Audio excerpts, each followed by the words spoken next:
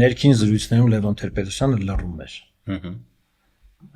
Այն ամենը, ինչ ինքը համարել է տեղին ասել է իր հրապարակային ելույթներով։ Այլ հարց, որ ես այլ եմ ասում, դերակատարների փոփոխությունը, այո, կոռուպցիայի իմաստով, ընտրությունների ազատության իմաստով, այլակարծության հարգման իմաստով, լրատվամիջոցների ազատության իմաստով, որոշակի մարդու հիմնարար ազատությունների եւ իրավունքների իմաստով, այո, հաստատ փոփոխություն կլիներ մեր երկրում։ Միանշանակ չեմ կասկածում։ Բայց արդյոք կլիներ այդ ռեգիոնալ հսկա փոփոխությունը, որ մենք ունեցանք այսօր։ Արդյոք դա տեղի կունենար, եթե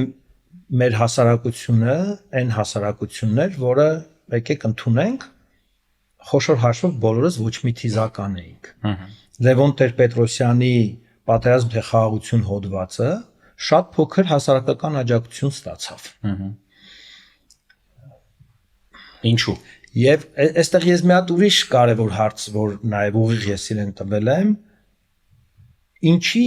այսօրվա տերմիններով ասած PR չէր արվում դա։ Որտեվ հիմա որ հետ ենք նայում, այդ մոտեցումը չէր հանրահռչակվում։ Բոլոր հնարավոր պետական միջոցներով դա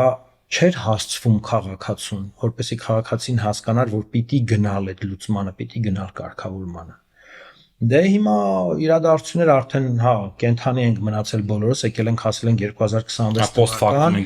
Պոստֆակտում գնահատում ենք, որ տեսնում ենք, որ